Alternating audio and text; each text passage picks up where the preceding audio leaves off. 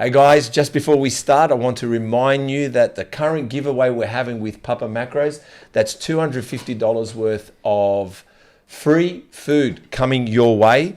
Stick around during the podcast. You'll see some ads pop up. Please follow up on those ads. Go to our IG to know more. And don't forget to subscribe to get notifications and that notification bell. Click on that and you'll get every message, any notifications, any new podcasts, any new content popping up on the screen. So please sit back and enjoy the podcast. Stop scrolling. Do you want to score yourself $250 worth of Papa Macros meals? Now's your chance. Go to 3og.shop or go to Papa Macros and use the code MuscleTalks at checkout. Go get it now. Well, let me tell you something, man. There's a lot of people who are going to be held accountable for what's happened. But I'm not the judge. God is the judge. Yeah, I mean, God is the judge. Asia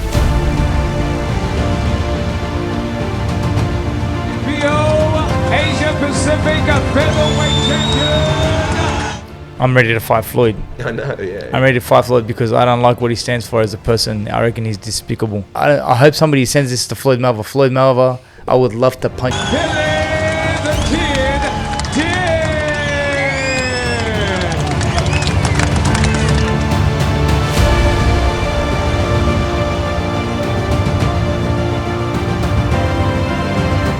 You know, when I was diagnosed with cancer and was told that I was going to die, the whole world prayed for me.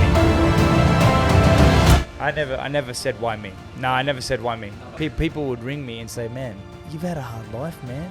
And I'm like, yeah, it's because God loves me. I'm like, what are you talking about, bro? Listen, God only tests those whom he loves. Rising up, back on the streets. Did my time, took my chances. Went the distance, now I'm back on my feet. Just a man and his will to survive. Chris? Hey, So many times. it happens to fight. You trade a passion for glory. Yeah. You're doing a better job. Go. Don't lose your grip on the dreams of the past. You must fight just to keep them alive. It's you, man. Come on, here it is. It's the... I am the tiger, it's the thrill of the fight, rising up to the challenge of it. rival.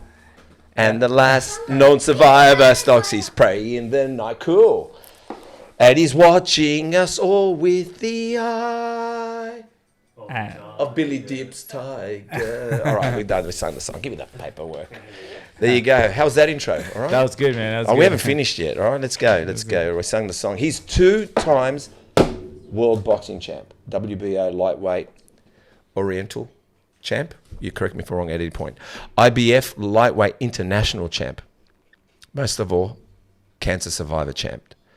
Loved by man, God, and Allah most of all. Please help me welcome. I was the only guy that brought a present to his brother's wedding.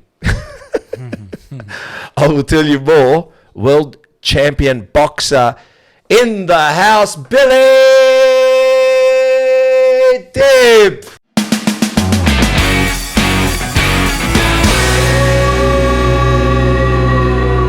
How you doing, brother? How you Hey, doing? bro. How I'm are going you? to correct you on one thing. Oh, please correct me. I'm going to correct you because... Yeah, you have to. I have to. Yeah. So I was the IBO super featherweight world champion and IBF featherweight world champion. And these titles, yes, I do have them, but that was in the lightweight division. These are not world championships. These are just titles. Yeah, they're in my bio, but these are championships that get you to the world championship. So what are the two again? The IBF featherweight world title and WIBO super featherweight world title. Wow, Two-time man. boxing world Well, champ. there you go. But I went by your bio, man. Yeah, that's all right. That's okay. So let me tell you about me and your brother's relationship. Tell me. Okay. I'm all ears. All right. He's an older brother? He's an older brother. Is he the oldest? No, Muhammad? he's not the oldest. Okay. There's 2 older than him. Well, firstly, let me tell you this about him. Quality fruit and veg. Great service. Always smiling, optimistic, even when I wasn't his customer. That's got to be Muhammad. Yeah. Gave me a tie as an Christmas gift. Yep. Many gifts. always. They weren't just normal gifts. You know what I mean? He was riding motorcycles at the time too. I think he had some sports bikes. I don't know if he still rides. No, he doesn't ride anymore. I still ride, but he was riding, and we were always talking about motorcycles, Yeah, right? no, he so doesn't ride he anymore. had some, and he'd rock up to his customers during the week, and he'd have his helmet, his race helmet with him, right? He invited me to his wedding. I was the best man. There you go. Oh, look, I didn't know anyone. Yeah. Me and Dominic Greco, Winter Garden Deli. I know Dominic very well. Dominic. I know Dominic very well. Yeah, and Zoe. Yeah. They're my business partners. I know him well because obviously, you know, when I was a bit younger, I worked with my brother Muhammad, you know, a couple of days here and there, just to, you know, I was the juice bar down the road. Yeah, make a couple of extra dollars, you know. I was the juice bar in the same food court at Winter Garden. There you go. So what I'm saying is, Dom and Zoe, so we were invited to the wedding. And at the time, call it an Arabic wedding, if I may. Yeah. Most people bring cash. Yeah. Like the Greek wogs. Yeah. Bring the cash. But me and my wife at the time, Giselle, she's Australian, no problem with that. But we bring a present. And it was the only fucking present sitting on the table. and I said to my wife at the time, Giselle, I said, it's okay. I said, you're Aussie. And I said, look at that fucking Aussie bring us a fucking present. Different is beautiful, huh? Different is beautiful. But it was hilarious, man. It was just this one present sitting on the table. That's awesome. And I went... Unique. Very unique. I said to Giselle, I think we're supposed to bring cash. Evidently, you didn't have any cash in your pocket. Being that I had a cash business, I've never been to an Arabic wedding. You know, I actually gave the I did a speech for Muhammad's wedding. I remember, but I took the Mickey out of him. Yeah, I think I remember that. I took the Mickey. Yeah. So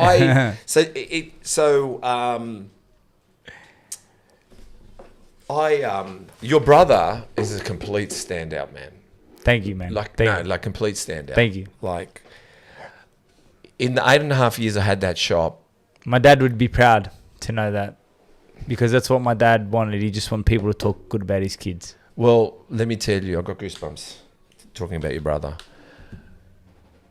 There was some standouts, and your brother, he's a good salesman. He's a good salesman. He's a good salesman. He'll sell ice to an Eskimo. No joke. I can't. No joke. I'm telling you. But the fact that he just kept greeting me, talking to me, because he was waiting for someone to crack, to make a mistake, which my Kubaro in Greek, that's Kubaro, he christened my son. His produce lapsed. And I said, Harry, man, fix your fucking produce. I don't care. It's not that he was giving me something special. It was just shit. Yeah. And then one day I just said, Muhammad, time to supply me. So that sort of was. Your brother just... And I'm sure he would have capitalized on that and made sure that he never gave you anything that wasn't top quality. It was, like I said, it never went... there were supplies I kept. And I'm sure there would have been times where he needed to deliver something extra to you. You'd ring him and say, mate, I'm running short, and he'll bring it to you, because that's the type of service that he offered. And he's also a little bit... We're very similar in our ways. We're very complimenting. Like I'll say, I love your top. You look great. I love your smile. Your brother's like that. Yeah. I don't know if it's necessarily a sales pitch of us, but we it's just we a genuine, look for optimism. It's actually a genuine thing from him. Yeah, because he would go to me, man, you're looking buff, or oh, you're looking good, or the shop front looks mad, and you are like, there was positivity. I just know that's in my character. And let me tell you something about life, man. Why wouldn't you do that? Why wouldn't you, rub somebody in the right way? Why wouldn't you treat somebody in a way? Why would you want to leave somebody in a negative state? My thing is that touch people's souls, man. Do something nice for somebody. Walking up to somebody and saying, mate, I love your top, or I love the way your hair looks, or it's positivity, man. Leaving people in a positive state is a nice thing. You know what I mean? You don't need to put people down. Elevating people is a beautiful thing, I should say. I don't think... Hey guys, Steve here from Muscle Talks podcast. I just want to say a big thank you for everyone that's subscribed. If you haven't subscribed yet, please do so. Why subscribe? It allows us to get a bigger reach, a bigger audience, and get those that love and have a massive love affair with bodybuilding onto this podcast. Some of the elites, we're talking to them now. We've had some of them already on. So please subscribe and also hit the notification bell. Why? It notifies you when we've launched a new podcast, some great new content that you might be interested in. So we want you to get the very best from us. So please subscribe, notification bell, and let's get back to the podcast. We're just talking about this now with Chris about stoicism. You know, stoic. As men, we need it. Why? Because you know yourself as a boxer, you're savage. You know that. But you have to be stoic in interviews. They're pumping you. They're telling you, like when they say pumping you, they're making you focus on the fight, on, which I'm going to bring up questions. But true men know that they can deal with their emotions if you allow us to deal with our emotions. Sometimes expressing too much, meaning emotions. So if positivity makes us feel good, it's innate in you because that's your relief. Not to whinge, not to find problems, but to find. And your brother always wants to find the good. Yeah, mate. Why not? And that's that's innate in me. I think that's a gift. It is a gift. That's a gift. It is. It is. Yeah, it's a gift. I'm telling you, it's a gift, and I know. And I feel like that gift comes from my dad because my dad's that type of a person. My father's the type of person who, you know, is just always praising and always showing a lot of love to people, and I think it's rubbed off on all of us. Every single one of us. God bless you, Dad. 6 boys and 1 girl. So tell me, is he still doing the fruit and veg thing? He is. Yeah. How big is he now? Yeah, he got really, really big, and then he sold the company, and then was moving in another direction, but then now he's back in the business. Why back in the business? Because I think that, you know, he still had a lot more to give, and I think that him selling up was probably not a good idea. And, you know, it was a decision that he made, and at the time it seemed like a good decision, but I think he's made a decision to go back into that field again, and obviously he's doing it differently now because you evolve, you get better. Yeah, of course. It's like, you know, an athlete evolves and he progresses and he gets better with time, and my brother Muhammad is just a master of his trade now, you know what I mean? So he knows where he went wrong in the past, and he knows the mistakes, and he's rectified all those things, and now he's gone for basically the juggler. Well, you tell Muhammad, Steve Georges from Juicy Bar, we just say Dom and Zoe, tell him I love him. I will. All right? He'll see this. Podcast anyway. He'll see this. He'll see this. He'll see I love him. I love that guy. I'm going to get emotional, mate. I said I was stoic. Fucking, we calm down. All right, famous quote time. We're going to do a topic, off topic. All right, we'll start with something. Muhammad Ali is one of his famous quotes. Okay? Yeah. Sure. I know where I'm going, and I know the truth. And I don't have to be what you want me to be. I'm free to be what I want. You know that quote? Yeah. Tell me, what does it tell you? Muhammad Ali, that was when he was talking about him during the time when the Vietnam War was on. Go on. And America was trying to force him to go to war with the Vietnamese, and he refused to do it. And he basically stood his ground and lost his boxing championship and lost his boxing license, and was basically out of the ring for 3 years of his prime. I know all about Muhammad Ali. Huh? Muhammad Ali is one of my favorite fighters. He's one of my childhood heroes. Muhammad Ali is an all-time great. He's a great that will be forever remembered in boxing. There's a lot of other great fighters that have come after him. Yeah, of course. But they won't be remembered the same way he is. But the thing is, even of late, you know, and we're going to go into a lot of topics, especially the last 4 years, we've sold ourselves on money and status, haven't we? Like, fuck. Isn't it amazing that we're too afraid not to put food in our mouths because people are going to take away our money or take away our status or take away our pride, when we can find it if we want to find it. But the thing is,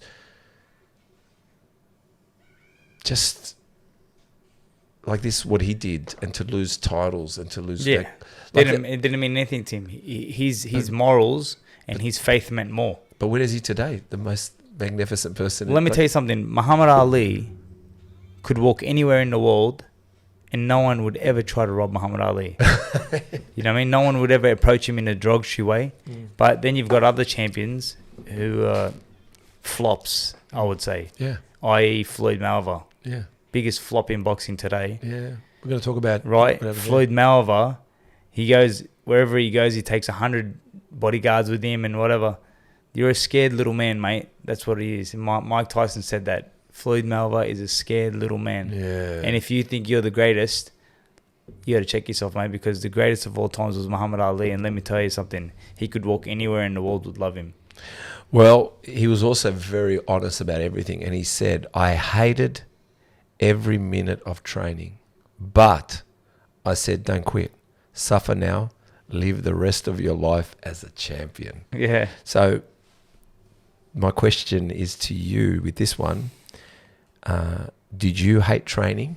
No. At times? No. And was being a champion also front of mind? Let me tell you something. I love training. Yeah, and I still love training today. That's like it's my release. Yeah. It's the place that makes me happy. The gym is my happiness. Me too. I'll tell you. In 2015, I suffered a bad loss to Takashi Miura for a WBC Super Featherweight World Championship.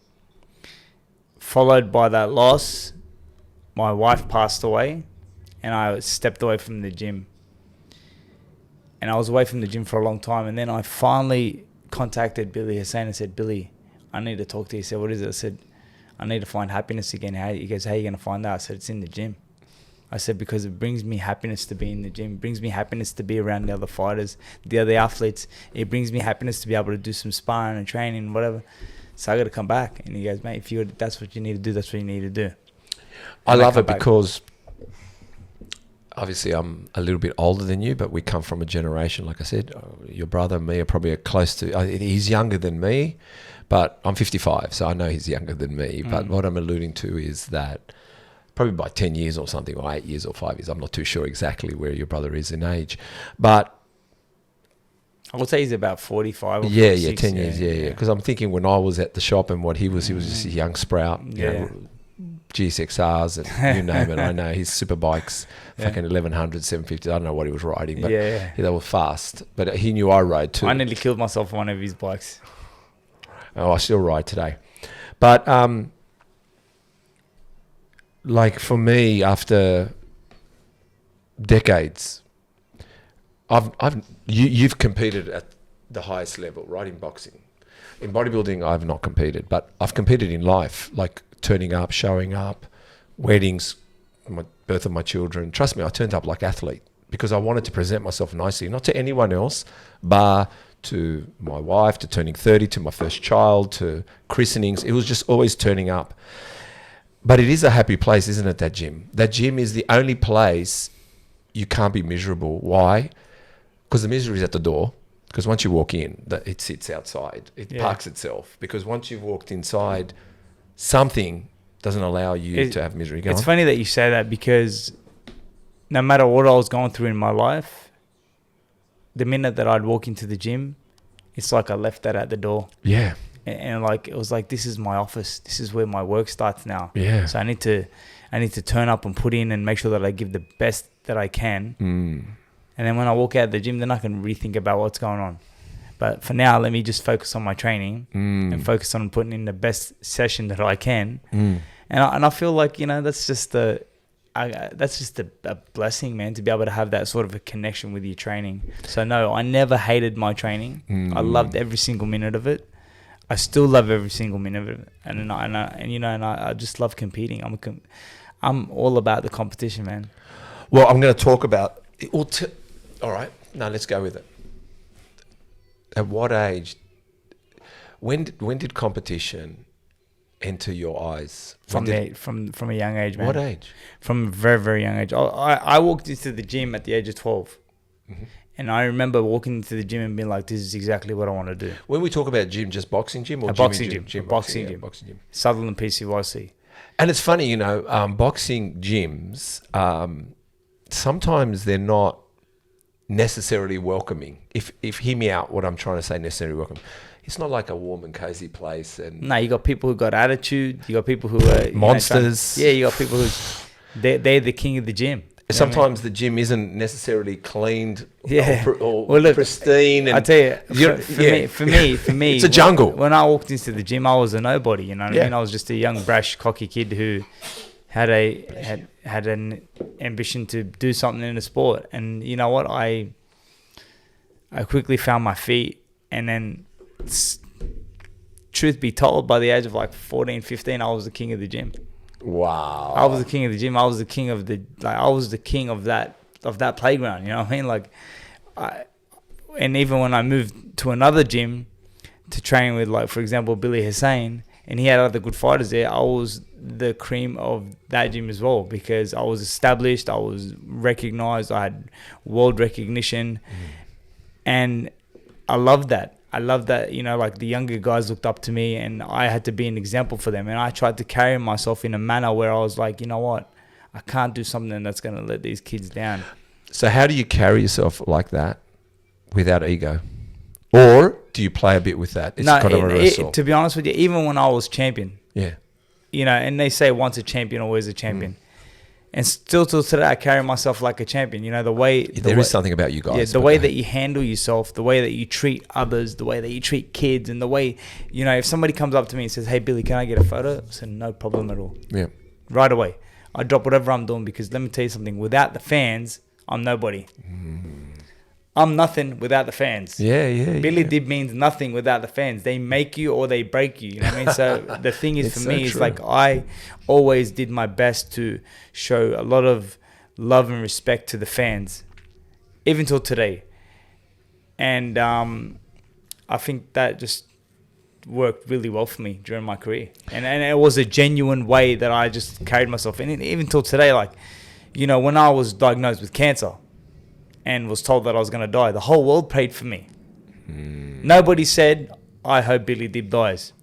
You know what I mean? No. You know why? Because Billy Dib's a good person. Yeah. Billy Dib took his time to shake my hand. Billy Dib took the time to talk to me about something, you know what I mean? And even now, in remission, and I've beaten cancer, I'm putting messages out there telling people that if you're a cancer patient and you're going through some sort of calamity in your life, reach out to me. I've got something to tell you, you know what I mean? And I'm just trying to rub these people in the right way and give them that positivity and the mindset that I had to overcome it. Because let me tell you something, it all comes down to the mindset. So I'm going to go to that. So I'm going to ask this question. Tell me how does bodybuilding, because it's a bodybuilding podcast as well. Yeah. And trust me, some of the bodies on these boxes, especially not some of the heavyweights, but even some of the heavyweights have got shoulders and arms. And boxers have always been looked upon as statues and gladiators, and you know that. How does it have a place? I feel so much that that both Aussie and internationals, that the gym floor is very important to them. That the gym plays a part or a period of your boxing career. Meaning, where does it play in relation to boxing? What I'm saying is, I know you're conditioning yourself to be in the ring, right? Yeah. To be quick, and you're studying the tapes, and you're watching fighting stuff. But there's also an element of power. There's an element of core strength. There's an 100%. element of pushing weight. 100%. Tell me, how does that work? Back in the days, Yes. Back in the days, they didn't really believe in all that. Right. As time developed and evolved, Yes. people started realizing that, you know what, I need to be in the gym. Yeah, I need because to there's do some deadlifts going explosive on. training. Yeah. So now, most fighters who are elite and most fighters who are coming up that are going to be elite will have a strength and conditioning trainer. Yes. And there'll be a lot of weights involved in their development. A lot of weights to develop their core, a lot of weights to develop their strength. And even till today, I still train with a strength and conditioning trainer who's my uncle. His name is Angelo Sarandopoulos. And he trains me. Is that a Greek name? Yeah. He trains me every couple of days. And we do everything based on deadlifts, squats, or anything to do with explosive movement. So, and I can assure you now that 99% of the fighters out there today do use the gym and do strength and conditioning training. 100%. And is that specifically the reason behind that is to give them that power, to give them more of a foundation of all that talent, all that speed, all that agility, all that mindset, is that you've got a rock solid foundation in strength? Yeah, well, I mean, look, boxing is a really interesting sport. Yeah. And, speed is power, right? Speed is power. I can see. And you imagine there's one train at a standstill and another train comes 100 miles per hour and hits that train. that's going to be big damage. But if you got 2 trains coming at the same time, the damage is a lot more. Yeah. Right? Yeah. Well, they say 60 kilometers. 60 kilometers, 120 kilometer So impact. basically, when you're punching somebody and you've been working on your strength and all that stuff, doing all the conditioning, when your time is correct and you hit that person at the right time, you're going to hurt them. Yes. Because the impact is double. Right. Right? But so obviously, if you're not born with the strength, some people are born with like magnificent strength. They've just got a God-given power. Oh yeah, right. Like bodybuilding is, they call them genetics too. Mike Tyson, he was born with God-given power. Like for example, Prince Nassim Hamed, who's a featherweight, 57 kilos. If he hit somebody, they'd be concussed. You know what I mean? Like so, he's got God-given power. A lot of fighters don't have that. They work on it. Yeah. They build it. Yeah. You know what I mean? But speed is power. And timing is everything in the sport of boxing.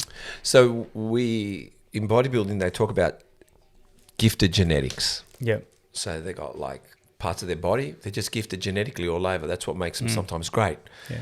Is it similar?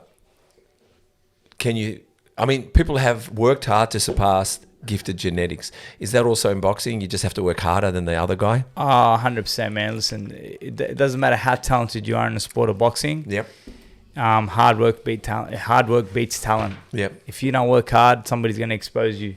You're going to get exposed because the one place in the world that you can get exposed and get exposed really well is in the squared circle. Okay? And when I mean that, it's in the octagon, the boxing ring. Yep. If you haven't worked hard, it's going to catch up. Right? If you haven't worked hard and if you haven't put in, it's going to catch up. Because let me tell you something. There's nowhere to hide. You can't hide behind another player. No. You can't hide behind anybody. You got it's mono a mono. You know what I mean? So most fighters who are world class, you'll never see a world title fight where it's a blowout. You'll see it sometimes, but most times it's like when the champion, unless he's like an extremely talented world champion, usually it's like it's in the balance. You know, world championship fights because unless of course it's a voluntary and you pick somebody who's in the top 15 who's not quite there yet. Like when Floyd Mayweather fought Canelo Alvarez. Alvarez was a sensational fighter at the time, but still not on that level. And Floyd basically toyed with him, you know what I mean? But put Canelo in with him now and it's a different story. So yeah, of course. He developed. Yeah. Boxing is one of them sports that takes time. You won't develop overnight. It's one of them sports that takes time. Every day is a progressive step forward to getting better and better.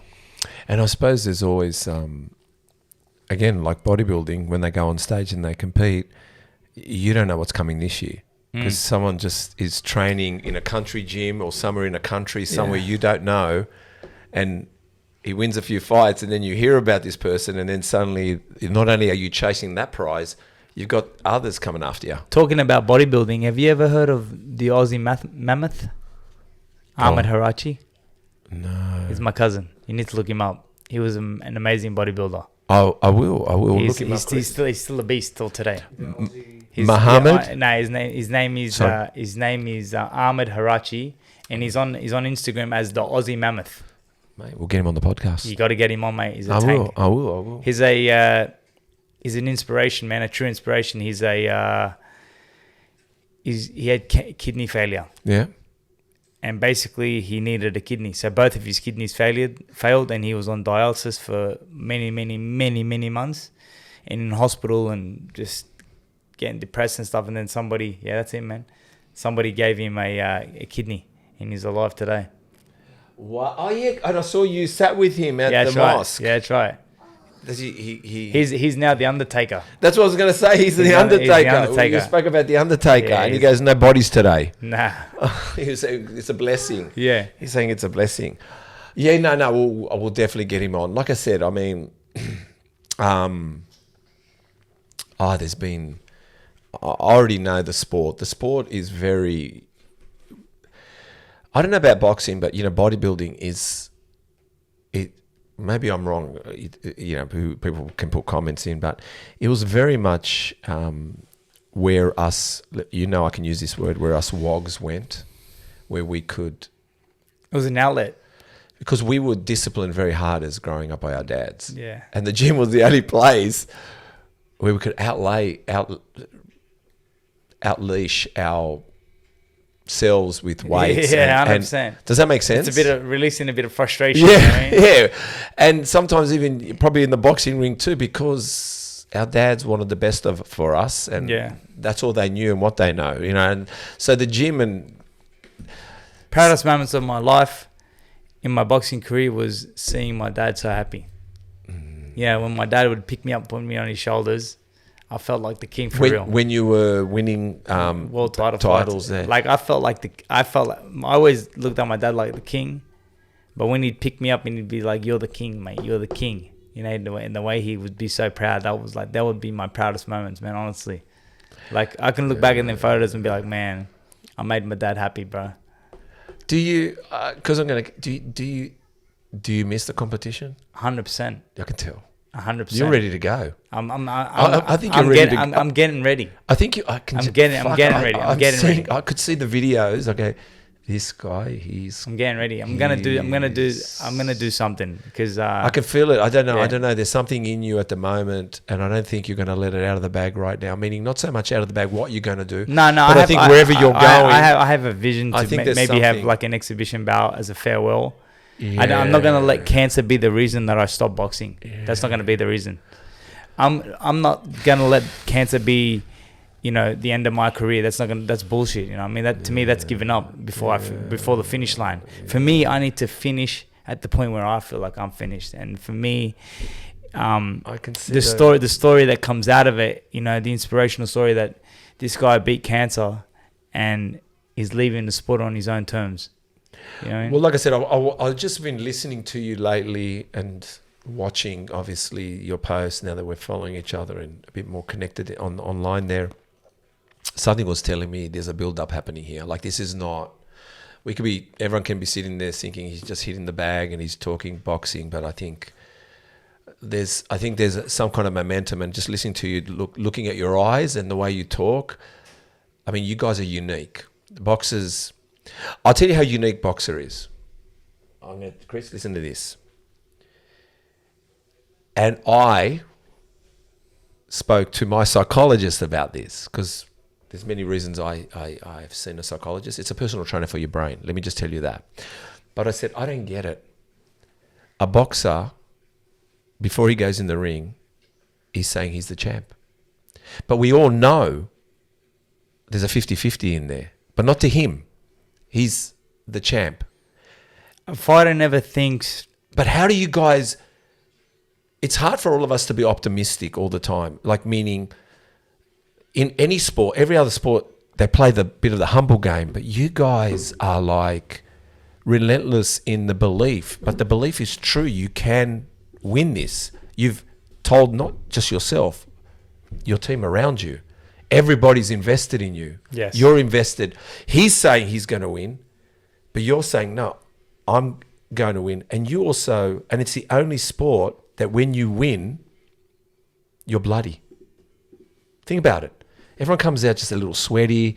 You've won the bout, but you look like you lost the bout, but you've won the bout. It's called blood, sweat, and tears. Man. Yes. It's blood, sweat, and tears. And even so how do you guys do it? How does it become where... Like, I'll give you an example. I can say this podcast, this business we're doing now is going to be successful. But something in the back of my head says, oh, but maybe not. The possibility, Steve, you know? We can't have that in boxing. That's what I mean. How do you do it? In the sport of boxing, it's either you're all in, or if you got 1 foot out, you're in trouble. Let me tell you. Right. You're either all in or you're in trouble. And you got to think about it, man. This is combat. This is one-on-one, mono and mono. This is me taking your head off, you taking my head off. Yeah. You know, and everyone comes to the ring with bad intentions. Everyone wants to win. Unless, of course, you're just a journeyman who's doing it for money. But if you're in a really competitive fight, you better believe that the guy you're fighting has prepared just as well as you have. And if you haven't come 100% correct, you're going to get exposed. And boxing is the one sport that will expose you on the world stage if you haven't worked hard. And correct me if I'm wrong. All right, you correct me if I'm wrong. The problem with life sometimes is the people around you can doubt you or be a bit soft on you for a moment where you need to rise. We're not talking about just the ring. And my psychologist said to me, she said, the thing about boxers is when they just have a smidgen of doubt, their team's on. They're on to you to get you back up. Like your team is like, no, you're not going there, Billy. Yeah. Is that true? Like your team is, everyone's locked and loaded, aren't they? Look, man, you know, here's the thing that I'm going to tell you. Yeah, tell me. Because you're not far off it, but here's the truth. Yeah. It doesn't matter if you believe in me and 1,000 other people believe in me. If I don't believe in myself, it ain't going to happen. Okay. It just ain't going to happen. And that's in anything you do in life. If you don't believe in yourself as an athlete, as a doctor, as a surgeon, you're going to fail. There will come a time you will fail. So fuck waiting for people to believe in you. It's not about people believing in you. As long as you believe in you, vision, if your vision is strong, you have consistency, you'll find some success. Is it selfish? No. I'm gonna ask hard questions. It's not selfish at all. Yeah. Because let me tell you something, man. When you're in that squared circle, nobody can be in there with you. It's not selfish at all, but you got to think about yourself. You have to think about yourself. And during my career, maybe I'm guilty of not thinking about myself, because throughout my career, I was all about trying to take everyone on a journey with me. You know, I wanted to take everyone on a journey. Everyone. I loved it. And I have no regrets. I have no regrets. I just love the sport of boxing. I love what it gave me. I love the platform that it gave me. I love the joys that it brought me and my brothers, and the fans and my relatives and everybody.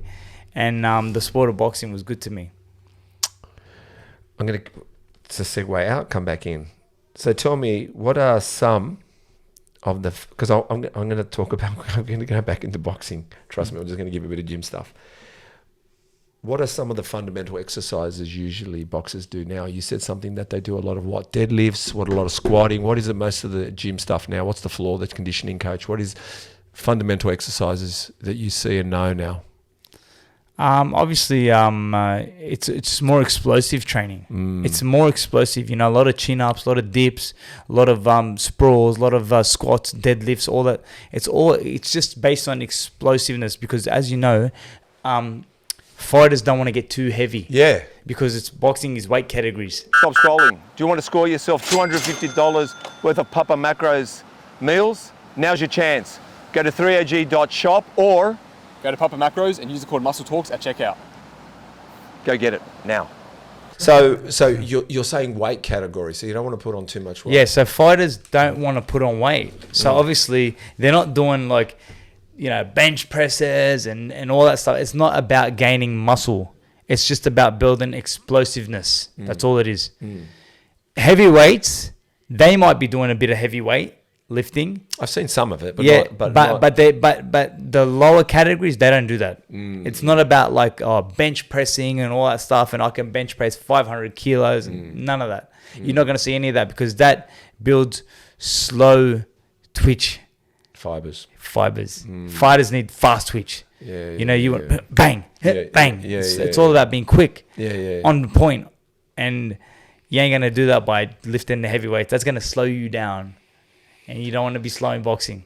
That's the one thing you don't want to be.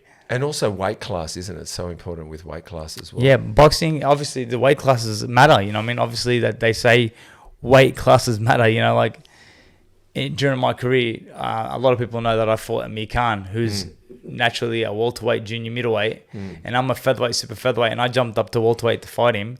The fight was stopped in the 4th round. He knocked me down. He didn't knock me out. He just knocked me down. I got back up, but my trainer threw the towel in. But that's the true meaning of weight categories matter, because I wasn't shredded or ripped up or anything going into that fight. You know, I mean, I was just like a overweight Pudgy Wog boy going in for a bit of a brawl. How do you? Because again, I'm listening to everything. So when your trainer makes the choice to throw in the towel, because how do you feel about that? Oh, well, it's happened to me twice now in my career.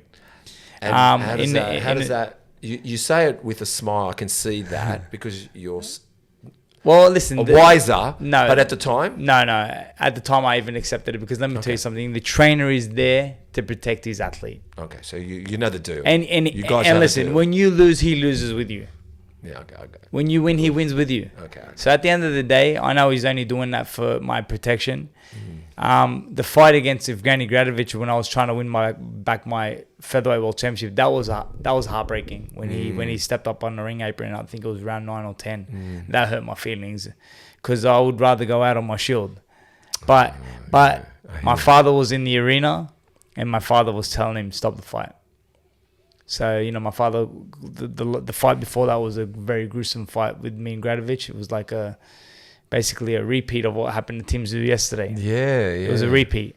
Blood flowing everywhere. I was covered in blood. How do you, just listening to that fight and Tim Tszyu, I know, how did Tim Tszyu do it knowing he's got blood gashing over his eyes? Like, how...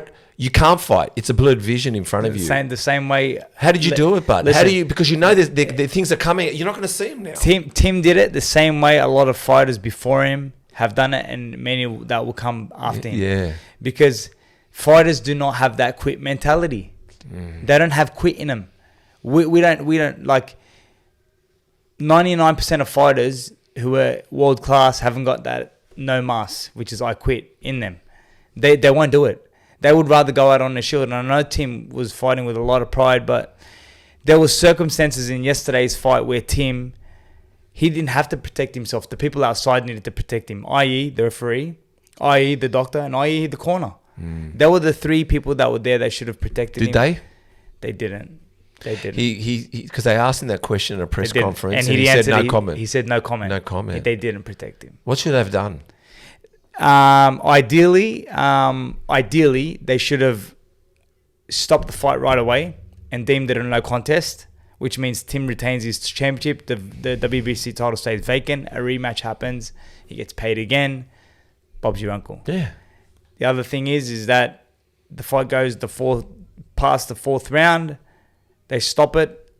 And then it's 2-2 because Tim won the first 2 rounds. The other guy won 2 rounds. It's a draw. Yeah. So Tim retains his title with a draw. So he's either got a no contest or a draw.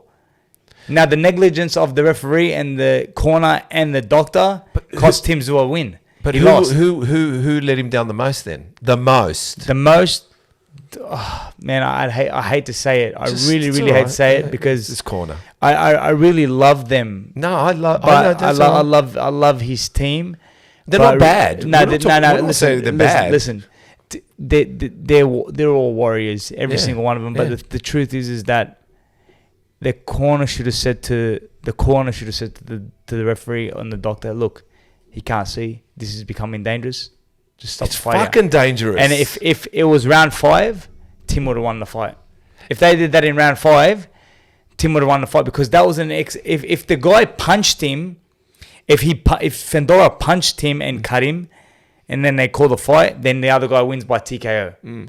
But because it was an accidental foul, listen to the words I'm saying, you got to go to the scorecards.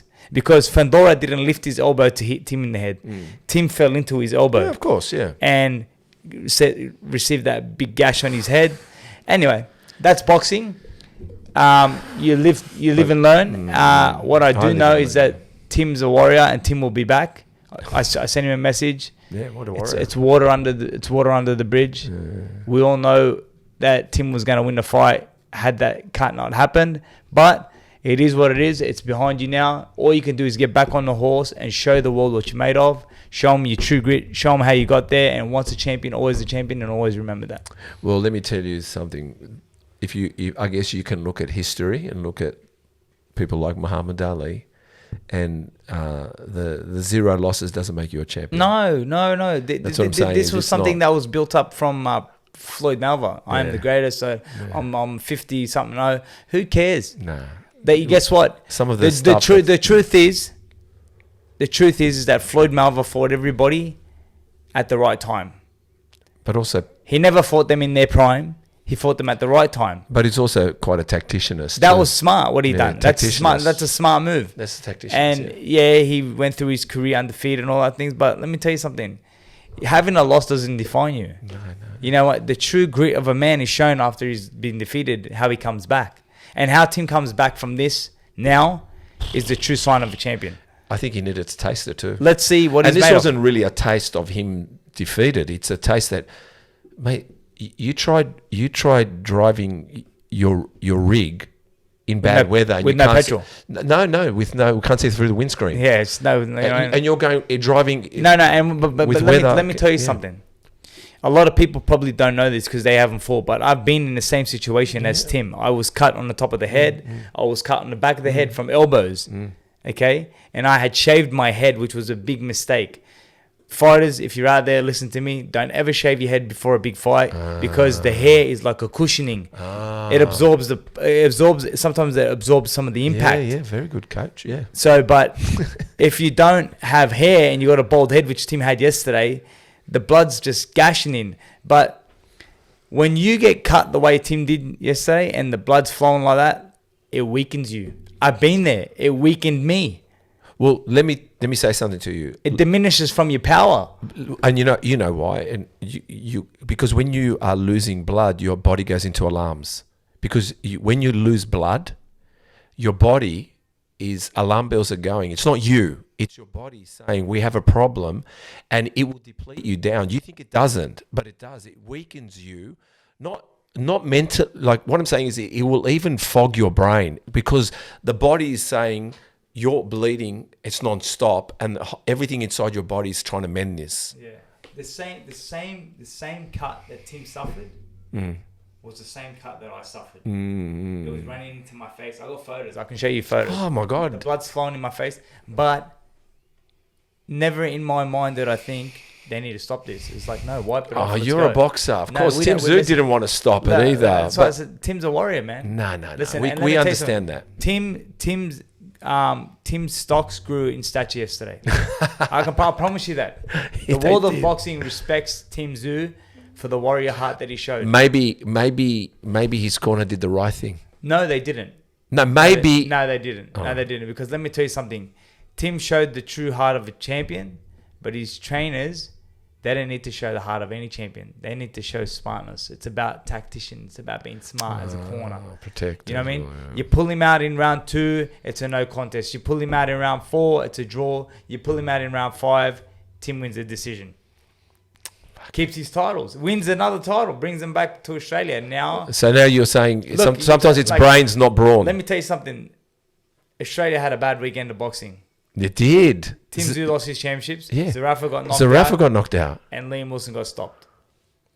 It's pretty tough. Fuck it, eh? That's 4 world championships that were on the line to bring back to Australia, and 4 of them stayed overseas. Not a good result. Not a good result. Okay, I want to go with one of your posts. Yes. 17th of the 8th, 2023. Yes. A lot can be said about the last year, but I choose to live now. Yes. What does that mean? I made a decision after being told that I was cancer-free And we're going to go there. I've got it all here. to start living my life because I had been letting too many people live in my mind rent-free. I'd been letting a lot of people get me down, and I had been wasting my time on people that didn't deserve my time.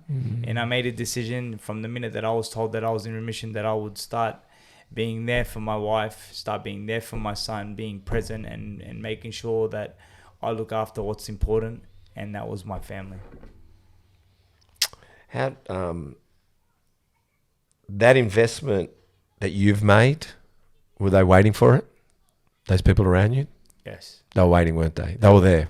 My wife and my son have been there for me since they died. And let me tell you something. When I was diagnosed with cancer, the way they both handled it, the way that my wife stepped up to the plate is something that I'll be forever indebted to her about. She showed up like a true warrior and she got me through. She definitely, because there was times where I rang her and I was like, look, I'm not going to make it. And she's like, yes, you are. I was watching just watching your journey. Especially, you got $1 million smile, man. Nah, thank you, man. You have $1 million smile. You should have that on your t-shirts. Your smile alone. You smile alone, huh? Have that fucking those teeth, those choppers on your t-shirt, man. Another post. 6th of the 3rd, 24 now. So that was the 17th of the 8th, 23. Yeah. 6th of the 3rd, 24. To all my beloved friends, today marks 1 year in remission for me. So how was that day? Remission. Amazing, man. I saw the smile, but yeah, how was it? Amazing. You know, to wake up, and obviously I saw the doctors and everything like that, and to still be in remission and still be, you know, cancer free and healthy is an absolute blessing, man. Because let me tell you, In the back of your mind, all that time as well? you're always scared. You're always worried, because I'm not scared of having cancer, or I'm not scared of dying. No, I could see that. But let me tell you something. The pain that comes with it is horrendous. Yeah. Like, I've never experienced pain like the pain that I experienced with cancer. Let me tell you, I would rather get punched by Mike Tyson. Oh my God. times. Far Like, out. the pain was horrendous. Like, the feeling of feeling weak and not being able to go to the restroom and just feeling like you can't even make it to the restroom in time. Like, you just feel like I can't do it anymore. I just can't. But to be able to be, you know, in remission and cancer free and living and being there for your wife and your son and your family and just being able to be present is such a beautiful thing, man. It is. Going backwards and forwards now. 13th of November 2022. I don't have hope. Instead, I have faith that the Almighty will help me through this roller coaster journey called cancer. Refuse to lose. Mate, basically, you know, I always put my trust and faith in God. You spoke a lot about that. My strength comes from God, and my belief in God, and knowing that nothing in your life happens without God's permission. So I'm only in this position because God has decided for me to be in this position. God has a reason for me to go through that, because he wanted to elevate me to something else or something better, or he wanted to move me away from something that I was possibly going to be involved in. God does things for a reason, and I never put my trust and faith in anybody besides God. And any time that a doctor came to see me, or one of the nurses came to see me, and God bless the doctors and the nurses, I would often tell them, I just want you to know that God has chosen you to be here today with me. So please do the best you can, because you're only here because of God's permission. And they would be... How would they find that? Truly humbling. Really? Was some of the answers that I got. Wow, I'm really humbled that you would say that. Thank you so much. And I knew for a fact that God was with me on so many occasions in the hospital, because I would call for his help and it would always come. There was never... I'm going to post something today, because when I spoke to my cousin Ahmed, who's the undertaker, we spoke about something, and he was telling me about, can you tell me a time where you felt the miracle of God while you were in hospital? And I was like, yeah. There was one time I was extremely sick, and I didn't even press the call button, but I had asked for God to take me or bring somebody to help me. And next thing you know, a doctor walks in and starts rubbing his chest, and he's like, I don't know why, but I had a feeling he needed me. And I was like, man, God was with me, you know, because I called upon God to take me at that point. I was like, God, please, I can't take the pain anymore. I'm happy to check out right now. Just look after my son and my wife, and I'm happy, God. It's fine. God's given me everything I ever wanted. When I was a kid, all I ever wanted was to be a world champion. Yeah. He gave me that twice. God gave me that twice. So, and I remember when I was younger, and I said, God, all I want is a world title. I'll never ask you for anything ever again. He gave me 2 of them, right? Yeah. So if God had decided to take me, I had achieved everything that I had dreamed of achieving. But the only thing that was breaking my heart was the fact that I could be leaving my wife and my son behind. But I know that I love them, but I don't love them more than God does, because we're all children of God. We're all God's children. It's not. That's the thing. How does this world do it without a higher power? Me and you would call it God, right? It is God. It's only God. There's nothing else. But even if someone wanted to say, I always say to someone, don't bank on me. Yeah. Don't bank on me, because this is limited and I'll fail. But you banking on higher makes me feel more protected, more like we're going to get somewhere. Well, let me tell you something. Ella. God, Greek word Ella. right? I know, elare. Ella there. God, He's the provider. He is the sustainer. You ask, God gives. If you ask, God gives. And the thing is that, let's just say an atheist who doesn't believe in God is diagnosed and given a diagnosis of cancer and told that he has 6 months to live. Who do you turn to? That's right. Who do you ask for help? If there's nothing out there for you, like, there's got to be. Where's your last hope? There's got to be something that you believe in, a higher power, in something, whether it's the ocean, whether universe, it's the sun, something bigger than you. Yeah. You got to believe in something bigger than you to overcome this. That's right. And for me, and for you, and for a lot of people out there, that's God. And if you don't believe in God, I'm not talking down on you. That's just your prerogative, and you know what I mean. You got to find yourself.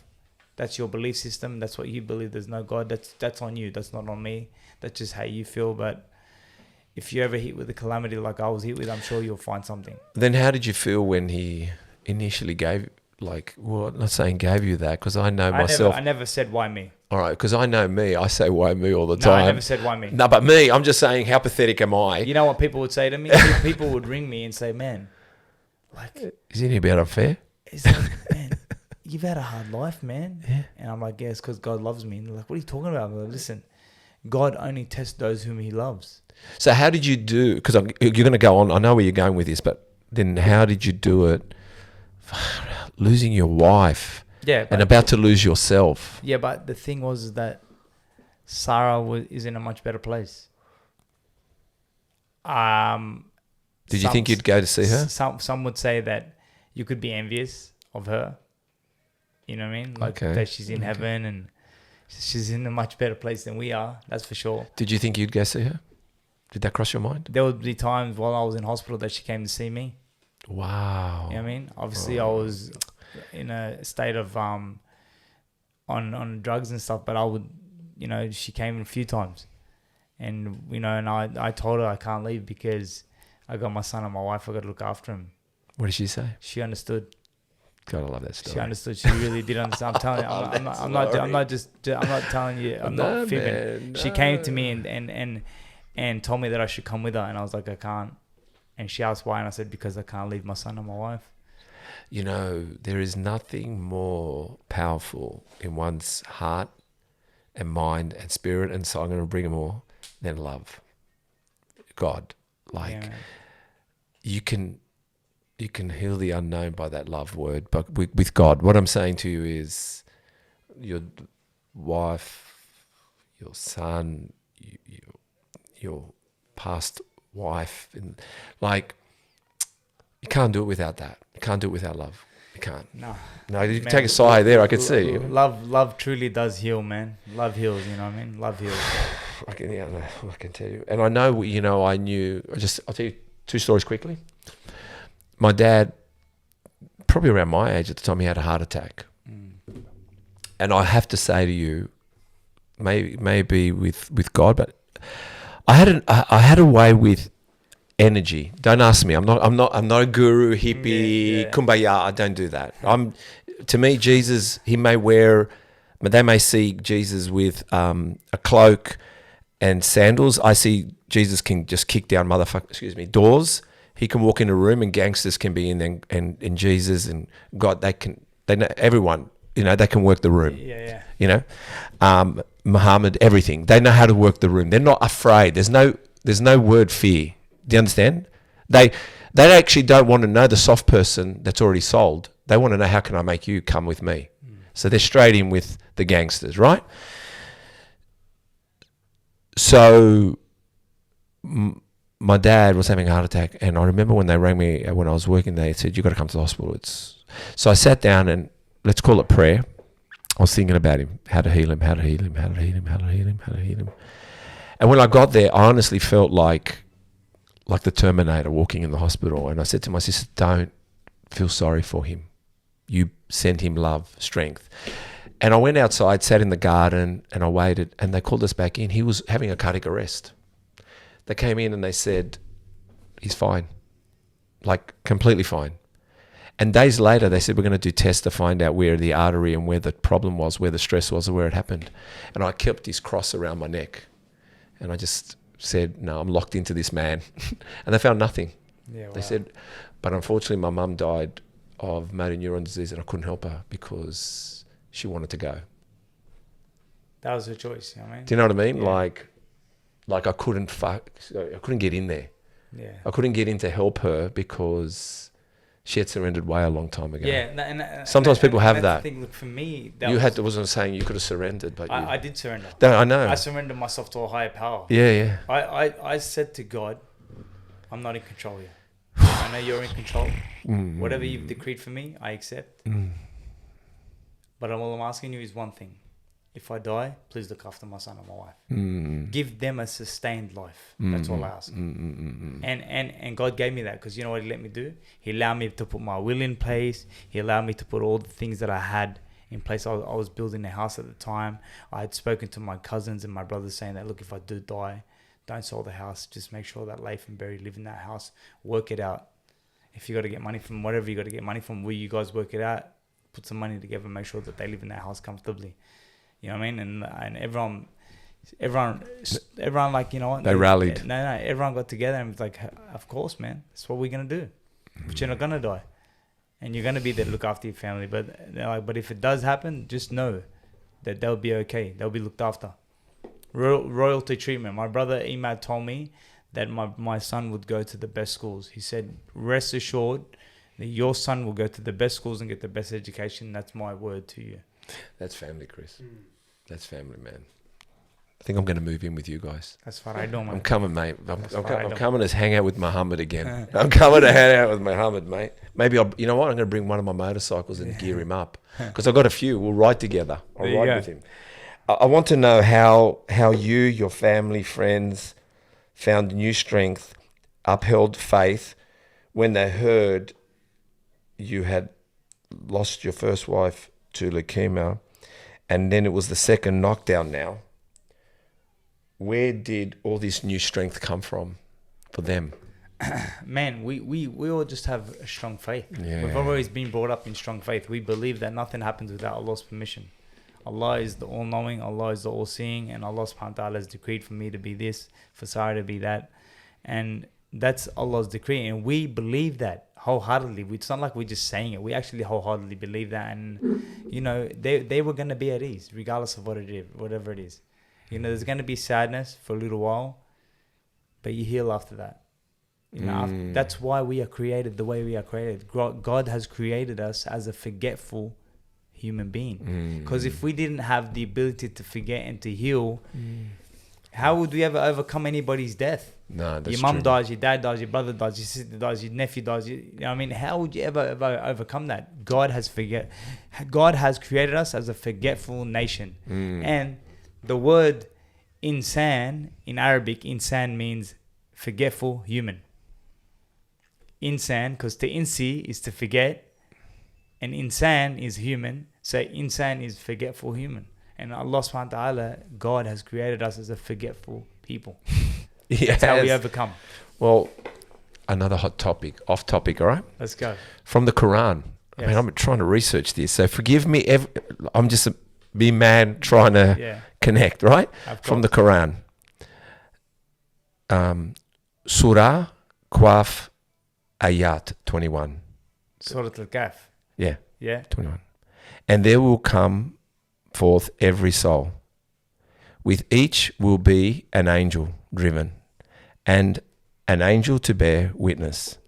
Everyone has come, each attend by one who will drive him on, and others will bear witness. What does that mean? Read that again. And there will come forth every soul. Yes. With each will be an angel, a driver. So the driver's an angel. Yes. And an angel to bear witness. So I guess the passengers, the witness angel too. Everyone has come, each attended by one who will drive him on, or the other will bear witness. So in other words, how I read this is you will in some ways be the one to sacrifice. Let's call it the one to bear, the one to show, the one to find the peak. And there'll be those to witness that at the same time with you because they're with you. Does that make sense? Well, we believe that your good deeds are recorded and your bad deeds are recorded. Yep.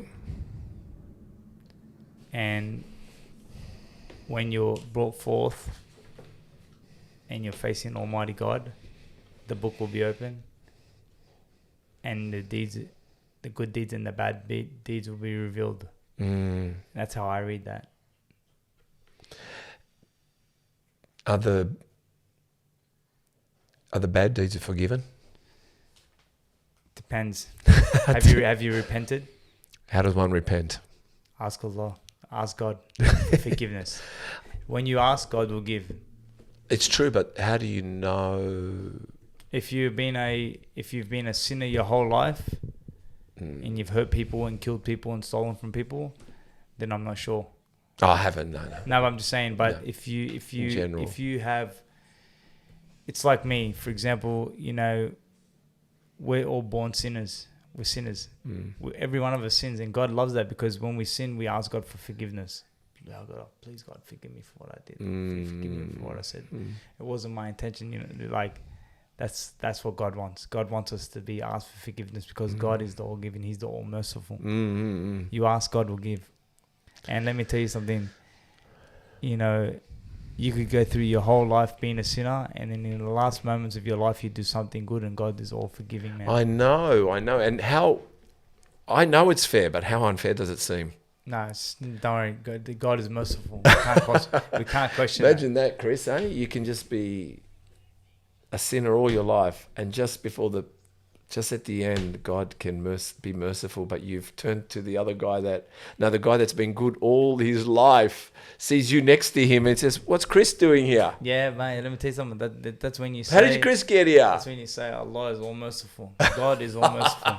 And just for the listeners to understand. Yeah. When I say Allah, that means God. I know. God means Allah. Allah means God. That's all it is. No, I love it. Yeah. I love it. No, it's good because we I don't know if you saw our post. We did a Happy Easter post, and we know that some symbolize it as chocolate egg hunts. Yeah. And then we've got obviously the Christians and the Catholics, and then and right now you guys are paying homage.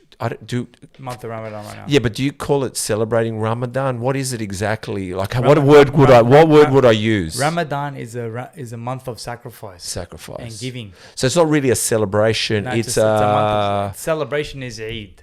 Yeah. Is the Eid celebration is after Ramadan. But Ramadan is a month of giving. Yeah. A month of sacrifice. Yeah. A month of worship. Yeah.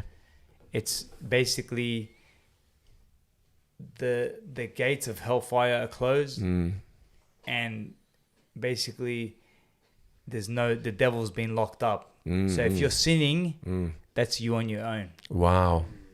The devil's not helping you. You're doing it by yourself. Wow. Right? So, but if it's about feeling what the people who are living in poverty are feeling. It's a month of giving. A lot of charity is given in this month. Yeah, I love for your brother, what you love for yourself. It's basically how we look at this month. You're on your own. And if people are starving in the world and you're eating, how do you feel about that? Like right now, I'm half Palestinian, half Lebanese. We're going to talk about that shortly. And my Palestinian brothers and sisters are being massacred right now, right? And they're starving and they're dying from starvation and dying from malnutrition.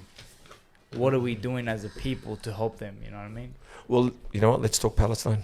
Let's do it. I've got it, man. I'd hope... This is what I wrote, okay? And I did... Because I don't want to sue with the kid. Like, what is a post? My post. Like everyone sits there and talks like they just want to say something for the gram or something for, you know what I'm trying to say. But I finished my post by saying, I just don't want to be like the rest of the world. I just don't want to be it, right? So let's talk Palestine. I'd hope by the time we release this podcast, that ceasefire has been enforced. And I heard that 250 Palestinians killed daily, I feel it is not a war, because war to me is usually has some kind of equality, similar in arms, defense. So this to me is not a war. No, this is a You show, you show quite explicitly, and you reveal sad, pain, hurtful photos, videos. Well, let's first talk about that, because I'm going to bring up I've got more to bring up, but this to me is a cleansing. Because like Genocide. I said, because it's like a war is a war. There are tanks there, and there are tanks there. There are missiles there. There are missiles there. There are ships there. There are ships there. Maybe you're outnumbered. Maybe whatever who's got better. Maybe you've got a new model tank and you've got an old model. But we're talking about, I have not heard Israeli casualties. I have not heard things flying over to them. This is literally a stampede. This is a one-way genocide. traffic. One-way traffic. That is to, so you can't call that war. This is a genocide. So you know you can't call this war. This is an ethnic cleansing. Yeah. This is basically a grab. This is them trying to take what's rightfully the Palestinians. And let me tell you something. Jewish people, Zionists, are a bunch of gypsies. They don't have a country. They were invited in. Yeah. Okay. The Palestinians welcomed them in. The English pushed them to Palestine. Yeah. The Palestinians said, you know what, we'll take them in. That's fine. Then they started kicking them out of their homes. And then they started trying to take their land and and now they're killing their people, and now they're ethnically cleansing them. And this is something that's been going on for a long time. But let me tell you, you're only just seeing this now because social media is allowing you to see it. Finally, the truth is being revealed. The Zionists are being exposed. And let me tell you something. Regardless of what you do to the Palestinian people, we will forever be undefeated. We will forever be the lions, and we will forever be undefeated, because no matter what you do to us, no matter what you say to us, we say, Alhamdulillah. Thank you, God, because God is in control. Everything that's happening right now is only by God's permission. If God wants to sink the floor in them, he'll sink it. Don't you worry about that. God is the Almighty, the All-Powerful, the All-Knowing. So don't you worry about any of that. God knows best. And so when God sees fit that this needs to be over, it will be over. But by the end of it, they'll be exposed for who they really are. It's very bad. It's very bad. When you're killing, listen, when you're trying to show that it's normal to kill kids, Just man. like Everything. seriously. Like, and then you got, like, again, I'm going to bring it up, Floyd Mayweather, who's a flop. I've got it here. Floyd Right. Mayweather, you brought up. Yeah, and he's like basically, you know, He set up a ring there, didn't he? and he's carrying on and dancing, whatever. Are you dancing because kids are dying? How about if your kids got killed, Floyd? How about if your kids were massacred and chopped up and ripped to pieces? You know what? Somebody out there saying, I hope that happens to Floyd's kids. I'm not saying that myself, but there's somebody out there. There's somebody out there that's saying, I hope that Floyd Mayweather tastes the pain of the Palestinian people. You know what I mean? But let me tell you something. Money is an evil thing. And Floyd Mayweather loves the dollars. And they can buy him. And let me tell you something. Jewish people don't like black people. They treat him in a certain way, but Floyd Mayweather's their little puppet. He's their little bitch. Well, you also... I swear to God, I'm openly saying this. Mate, I've got here. Floyd Mayweather issue you have brought up. Floyd Mayweather, I swear to you, if I seen him and he wants to go one-on-one, I'd love to smash that guy in a one-on-one fight. I'd love it. I'd love it. I'd love to smash Floyd Mayweather's face in a one-on-one fight. Boxing gloves and all. I hate that guy, man. I hate him. Listen, it's no good to hate people. You can dislike people, but this guy, I genuinely hate him because it's like he endorses the killing of young children. And when I see those kids, I think about my son because I'm like, man, I'm so blessed that God allowed me to live in this country and be born in this country, and that we don't have to live in this terror. But that could be my son. I could be burying my son. I could be burying my mum, my dad, my siblings. My cousins live in Palestine. My cousins have had to move to the West Bank of Palestine for safety. But the thing is... And even in the West Bank, there's no safety. And the thing is, seen these kids trembling in that fear. Have I you don't seen know the if you saw- trembling? if you It didn't looks. see the- if you see the post of me with that little kid that I put, his face was all burnt, Yeah. and he's sucking on a lollipop. Yeah, I saw that, Please, man. I man. know, man. I know. Where's your heart? You know what? Honestly, I hope somebody sends this to Floyd Malva. Floyd Malva, I would love to punch your head in. You are a dog. You are the meaning of a scum dog, I'm in your corner. mate. I'm in your corner. I really, really dislike that guy, man. Like, in your corner. Like, I don't wish any good for him. I don't wish for anything bad to happen to him because that's not my part to do that. God will deal with him how he needs to be dealt with. But if it was up to me and I seen him, I'd love to smack him in the face. Wake up, you idiot! Wake up, you freaking dog! Get your shit together, mate. You know what I mean? How does fucking oath. Don't worry, I'm listening to you, man. This is your floor, this is your place. I don't give a fuck either, man. Like I saw that, and everywhere, man. Even Anything. even these actors and these politicians. Weak. I mean, They're weak. wow. Like, I want to know this. Stand up. You talk about weak ass individuals. I'm going to bring up something. How does one take on the establishment? I mean, I don't see George Clooney, hear me out first, and his Woman of the Year wife, Amal, who apparently is a lawyer, activist, doing nothing. Like, where the fuck are these people? Listen, I said this, okay? These are You know? weak individuals. Where the fuck are these people? Weak ass individuals Activists. who are controlled by America, okay, and who don't have the strength to stand up and say this is wrong. Young kids are being massacred and killed and butchered, and I don't stand for this. All you need to do is say ceasefire now. Angelina Jolie, all these people. Look, Nah. tell me. Listen, you know what I'm trying to say. They sit there. These adopted. Listen, let me tell you something. DJ Khaled is Palestinian. Yeah. With No, a you told me massive about following. that. You told me about that. Okay. Oh no, I heard it. And Yeah. he doesn't even stand up and say ceasefire. Please. DJ Khaled's own relatives who are Palestinian are in Palestine dying, and he's not saying anything. Why are we bought? Why are they bought? Because money is the root of evil, man. Money is the root of evil. Jesus Christ, how Money- much do listen, you need? Money is an evil thing, man. It can change you as a person. I found this on the web for what is an evil thing, man. Check it out. Don't tell us. I'll just pass this over to Chris. Okay, so, I want to ask you this now. How do you feel knowing who you've known in the past? Because you also spoke about a rap on him in boxing in 2006 that you got to meet Floyd Mayweather. I mean, how much does it break your heart? Like, No. I'm not talking about the past that you don't know, but what I'm trying to say to you is, in some ways, these people have fallen so short that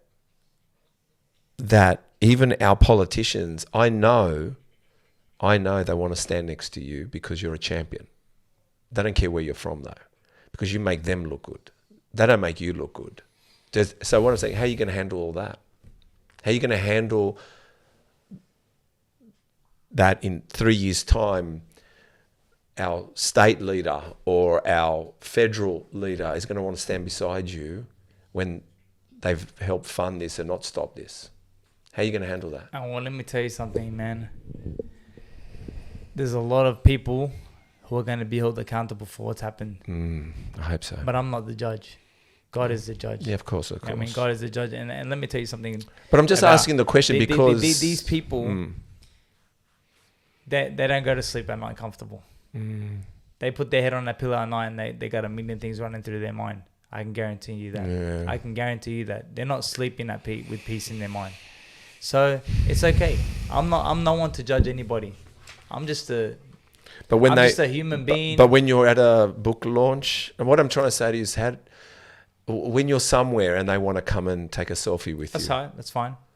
how are you going to handle it? I'm asking the question, not asking the question like what I'm saying. How will you feel? Honestly, I wouldn't disrespect anybody. Okay. And I wouldn't turn anybody away. And I would just say, you know what, it's just a photo. But I'm no one to judge. I'm not the judge. I'm just like But you are ready to fight.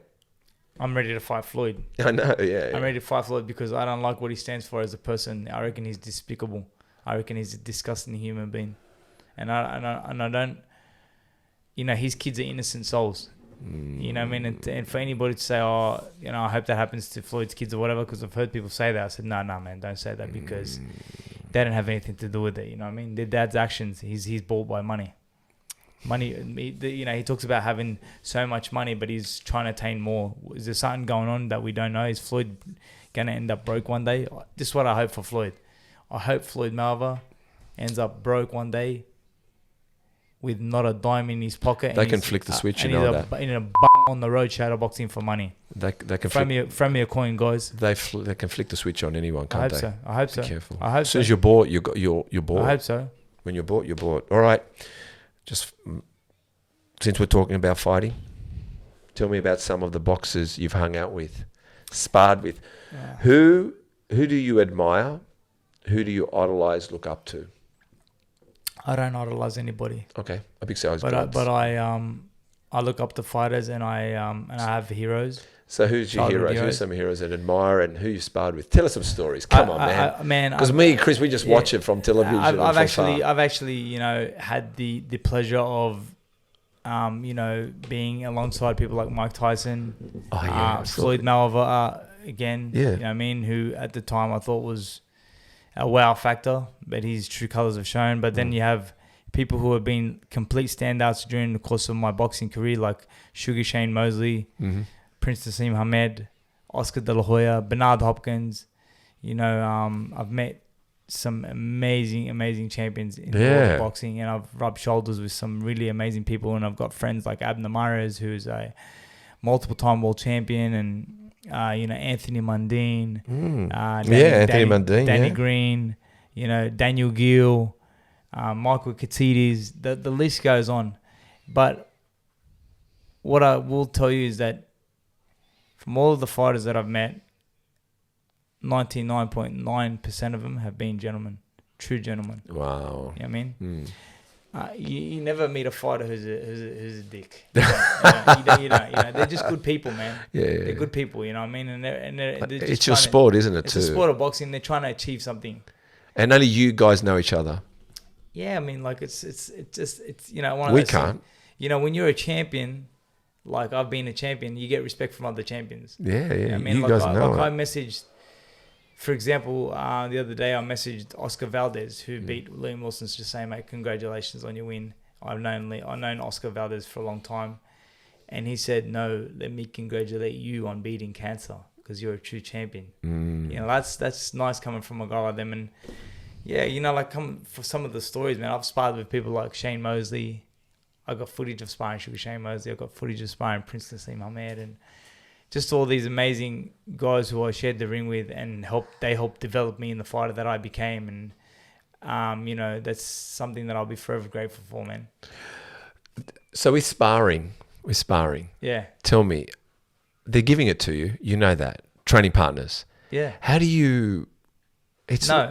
Shane Mosley never gave it to me. No, but what I'm trying to say to you Shane I'm not saying that they're beating... What I'm saying is you're the champ. They're teaching me. Oh, they're teaching They were teaching me. So they're finding points. They were helping me develop as a fighter. Okay, they were working with me. You know, they're working in with me. It's like now I spar a young kid or whatever. I take it easy on him. I just flick a couple of shots out. I'm not trying to hurt him. Yeah. But then you've got the spar that's like a all-out spar. That's like me versus Celestino Caballero, who was world champion at the time. I was world champion at the time. And I was like, shit, you're not putting it on me. And he's like, you're not putting it on me either. It's like, who's going to get out of the ring first? One round turned into like 15 rounds of sparring. Are you getting out? No, I'm not getting out. You getting out? No, I'm not getting out. You know what I mean? Mono and mono. Oh, I love it. All right, I want to know about your training camps and how you do it. When do you... Making weight. Yeah. How far out? And how do you... Because bodybuilders as well. Yeah. Like, we're talking about... I would probably have to lose another 10 kilos to... Compete. to rip up even further, to be Okay. crazy, Okay. and to think I'm trying to not lose muscle and strength. What I'm alluding to is how far out do you? Because they go for like their thing is 12 weeks, 14 weeks, 16 weeks. Yeah.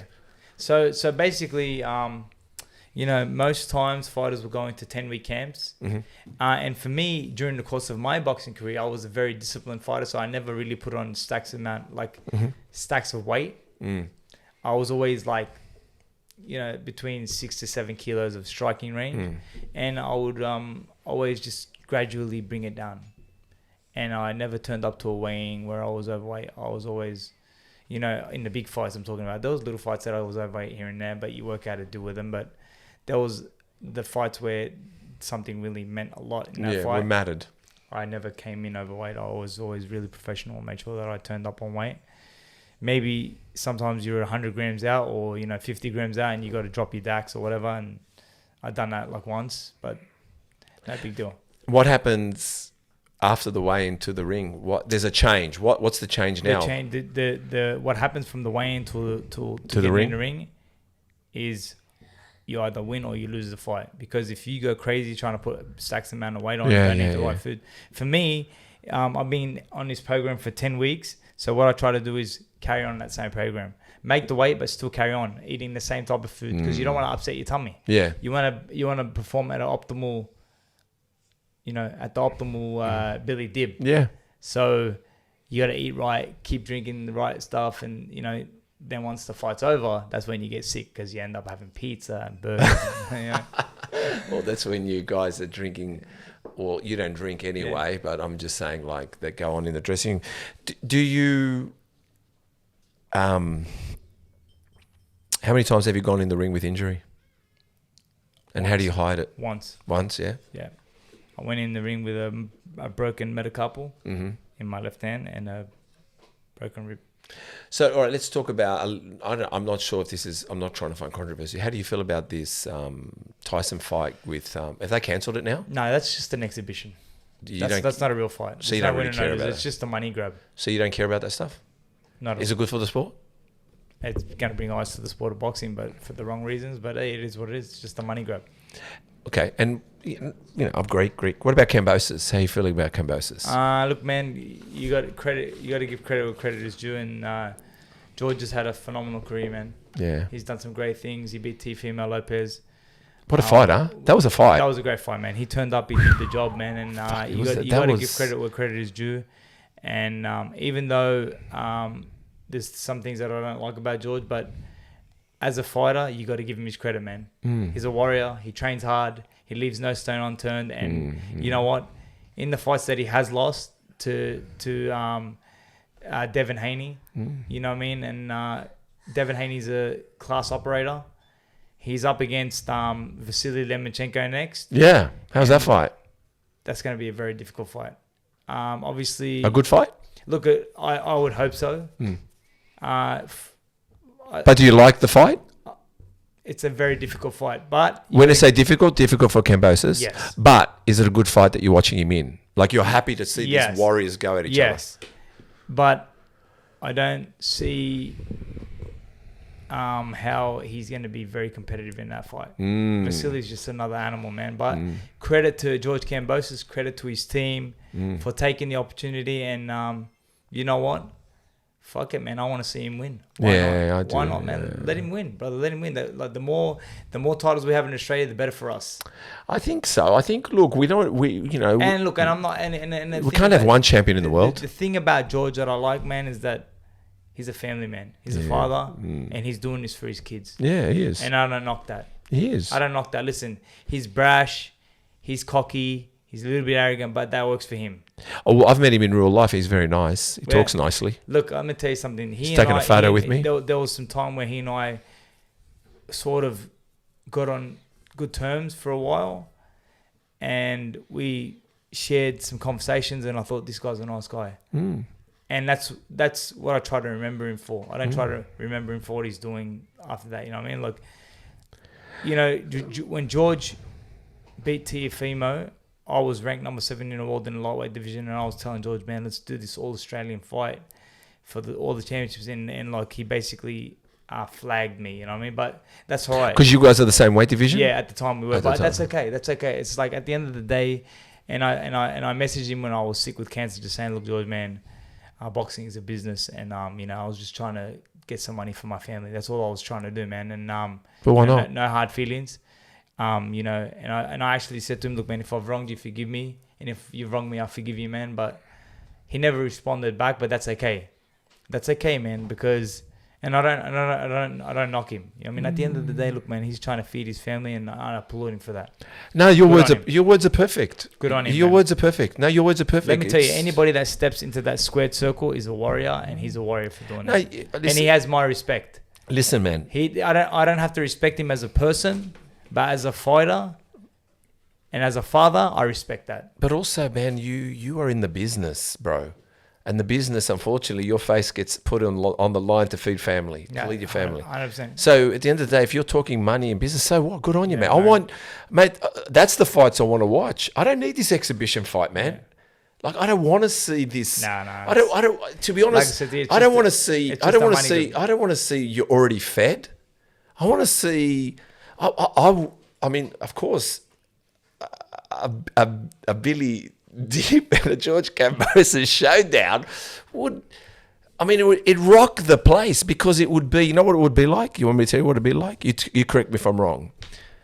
A Danny Green and Mundine fight type thing. It would be. Because those two had it out at each other It too. would be, man. And, because and they know two, what? that would be a great Look, fight. man. You can never write it off. Let's say if Kambosos said, "Come on," You know what? I'd say thank you to him, man. would you do it? I would say thank you. I'd take the opportunity. Whoa! For sure. Even though I know he's like, I love he's at his peak, man.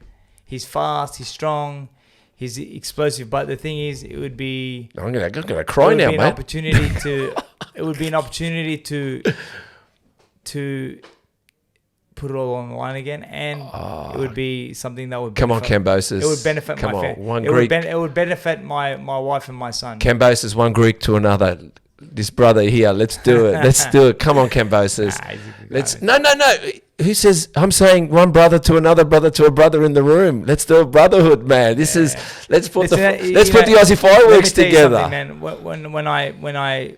When we spoke before he fought Teofimo, we sort of agreed that look, if he wins, we'll do it. And he said his exact words were, "As long as we can feed our families, I'm happy." And that's what I loved about him at that time. But then when he went back on his word, that sort of upset me. You know what I mean? Look, But no, listen, no, I'm not no. going to knock him because circumstances change. When you can say you can go off and fight Devin Haney in 2 fights and earn close to $10 million, or you can fight Billy Dib and earn $1 million or 1.5 million or 2 million, well, of course you're going to take the Devin fight. I don't knock him, but obviously. But maybe he needs to go the long way right now because what I'm saying is maybe the journey driving around and coming to Billy Dib, unfortunately, Billy Dib's story, could it be the fight of fights? Could it be the fight of? It would be a. Now think about it. I'm gonna tell you something right now. It would be a throwdown. Because all I'm saying to you is we're talking about. If they gave me 10 weeks to prepare, I would put in the preparation of a lifetime, and let me tell you, I would give it my all. Oh, it's I would give it my absolute all. Yeah.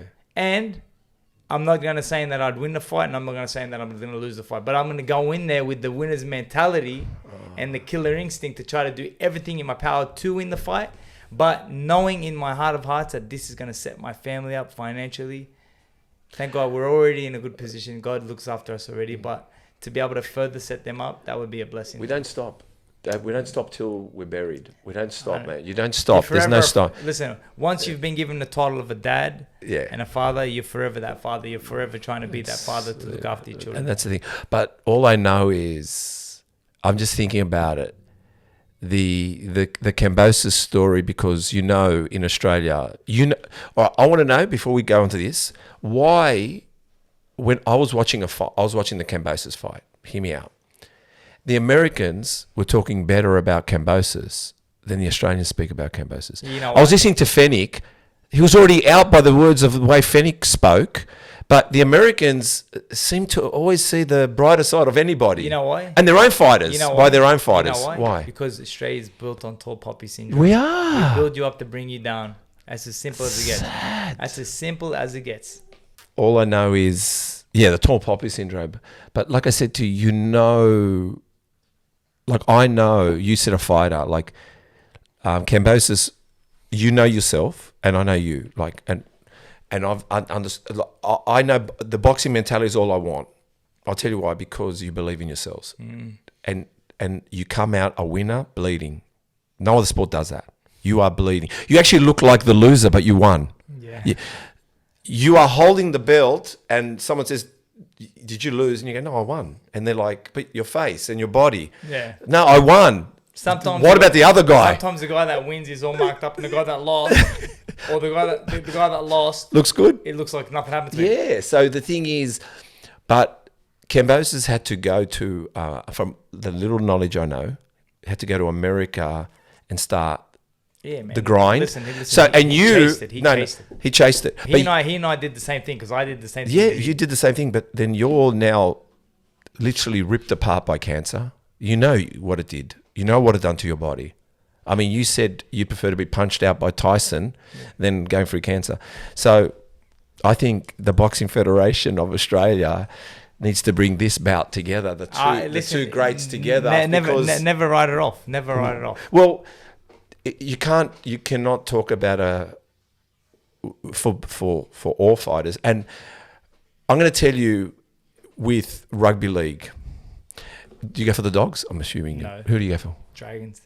Sad story there. But when the Dogs made the grand final with South Sydney, and last 20 minutes, they steamrolled us. But out of the whole final, South was smashing everyone. And we put on a contention. We contended in that fight of the rugby league, and they steamrolled us. Best team won, South. But I said, how privileged were we? After 45 years, we were the team to play against Souths. So imagine the privilege of you two coming together. Well, it would be a former boxing Australian standout against a current. Yes, a current standout. I can't say. But where you've come from, and where he's coming from, which really, if there was a perfect world, you'd meet fairly. Listen, but right now, the thing is that the one thing that rubs me a little bit wrong is when people say, "I'm a legend of the sport" or "I'm a great of the sport." I think that's a right that's reserved for people to say about you. Yeah. You never ever have the right to say, "I'm a boxing great. I'm a boxing legend. I'm a boxing this and I'm a boxing that." No, I'm a boxing champion. I'm a champion. I'm a former world champion. But the right is reserved for people like yourself to say, "Bill, you know what? You were a great champion." When I say to you, "Hey, I'm a great champion," that's just arrogance at its finest, man. I love it. Like I said, the boxing mind is... I told you, I questioned it. Because I used to go to myself, how does he know? Look at him talk. I said to every boxer, I listen to him, I go, come on, an element of doubt, give it to me. And there's no cracks in them. And I'm cracking every day. And I'm thinking, how do I get a boxing mind? Because I need it. I need it in this world. I guess what I want to ask is hating your opponents. Like, at what point do you have to start hating them? You don't. So how come there's all the talks happening? That's just the build-up. But they don't really hate each other. It's just a build-up. It's just a way to sell the fight. There's no hate involved. Let me tell you something. The angry fighter loses the fight. Really? It's all about keeping your mind, because in the sport of boxing, once you lose your mind, you lose the fight. All right, man. Kambosos, I'm sorry. We're calling you out as well. No. Because, I mean, the Floyd Mayweather fight's a nothing fight. No. You know, like, honestly... No, because but honestly, first and foremost... Not calling him out. I wish George nothing but the best. No, he's great. I love George. I hope he does beat Vasily Lomachenko and brings another world title home to Australia, puts himself further on that map of, boxing superstardom. He deserves it, man. Good on him. He deserves it. You know what? I'm not going to knock a fighter, man. I'm not going to knock any fighter. You never did. We're not, like I said to you, I think what you're saying, correct me if I'm wrong, it's like an honor. What I'm saying is to be able to... I would have just loved to been able to share the ring with George after he done what he done with Teofimo, and basically bettered the circumstance of my family's life. That's all. Yeah, that's but all I'm asking for. But that is but that's playing homage to the sport, and I would have come prepared, and anything can happen on any night. Mate, that's they talk about that continually. Obviously, I'm just going through my topics quickly. We're nearly finished, man. Okay, you need to go to toilet. No, I wanted you to buy me the circles, the ice cream. Okay, we'll go get Tell us about your book. Yeah, well, my autobiography, Billy Dib, A True Heart, The Fights of My Life, is a story of Billy Dib and the journey and the ups, the downs, the hurdles, the setbacks, the failures, everything. I leave nothing unturned in that autobiography, and it's a book that started in 2015 after my wife passed away, and it was a book that was released just after I was, told that I was in remission. So it's an amazing book, and I've sold close to 3,500 copies of the book already, and it's flying. It's doing really well. Wow. Yeah, man. Is it available all around the world? It is available by you going to www.billydib.com and basically pressing the button that you want to buy the book, and I will deliver it to you within 5 days. And tell me about the clothing label, because I've noticed that clothing label I think it's been around for about a year. The clothing range is Believe. It's a brand. Is that what is it? Because I was wondering the VE. Now I believe. Believe. It's a brand based on believing in yourself, setting goals, and knowing that nothing in your life happens without a vision. The consistent approach will only help you find success. So it's vision, consistency, success, believe.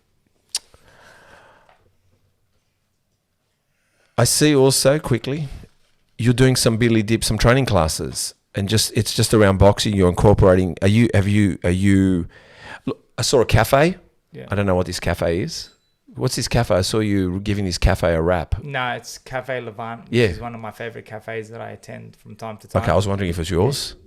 I've noticed a bit of training going on. You're doing classes? What are you doing? What are you doing exactly? What am I seeing here? So a friend of mine named Shadi owns a really amazing gym, a boutique gym in Sylvania called Box Up Fitness. Yeah. And he contacted me and said, look, man, I'd love your expertise in the gym, running a few classes. Are you interested? And at the start, I was a bit reluctant. And then I was like, look, I'll do it. And I've found a lot of happiness in being down there, helping people and just trying to inspire people to find their own greatness. I often tell people it all starts with you turning up. Each and every single one of you has greatness within you. And it's just whether you're willing to tap into it or not.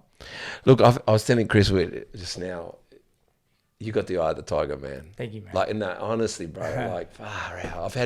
I've had people in here pretending they're Andrew Tate. You're a different breed. I can see your eyes. The thing is with me, man, is that there is difference. I just feel like you're you. I have to keep grinding because, like, I sleep every night. I wake up every morning with the same thought in my head: is that I need to look after my family. And do it, man. And anything we can do together, trust me, the canvas I paint, and I can paint with others. I know in this world you can't go alone. Listen, I often tell people, when I clap by myself, it's okay. Yeah. But when we all clap together, it's better. And I'm telling you, much better. And great things can happen when multiple people clap together.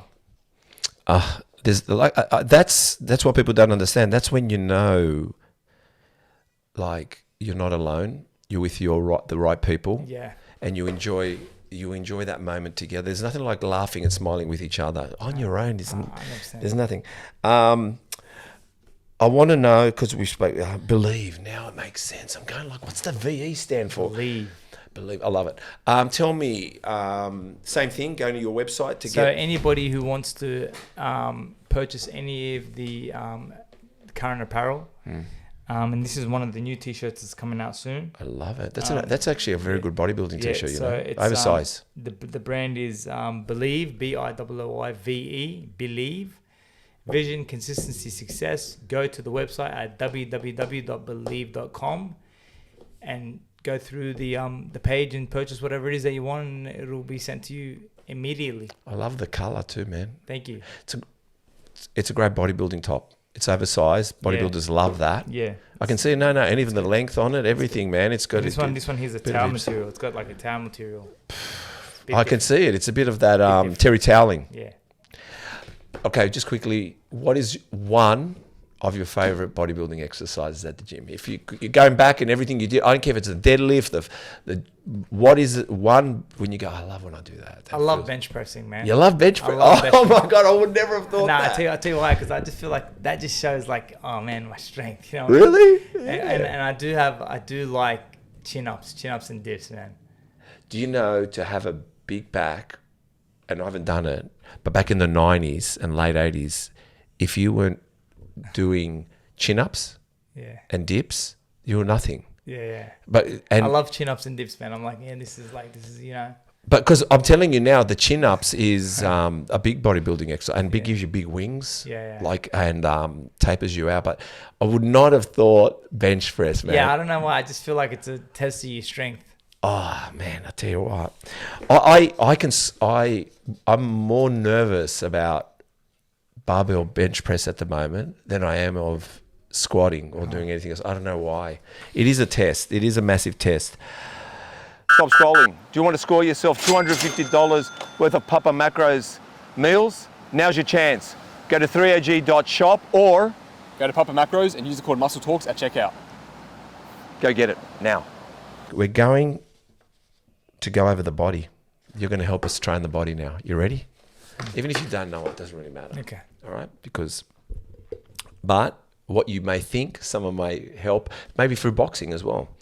So if I mention the body part, even if you don't train it, never train it, don't know it, it's all good. It's not that technical. Yeah. But traps. How would you train traps? I would train traps by holding the bar and Shrugs. I love shoulder shrugs. Oh, mate, you make me excited talking bodybuilding with you. All right, so shrugs. Would you do, how many sets you reckon, or reps? Multiple. I would do it, obviously, because I'm a fighter. Yeah, I want to know that. I do it in a circuit type of thing. Okay, maybe the circle would be 4 sets. Yep. But be that, then, you know. All right, so then the next exercise, relates. so the next thing that might relate is delts, shoulders. Yeah. So let's say side shoulders. We've got the outer delt. We call it the outer. What would you do for outer delt?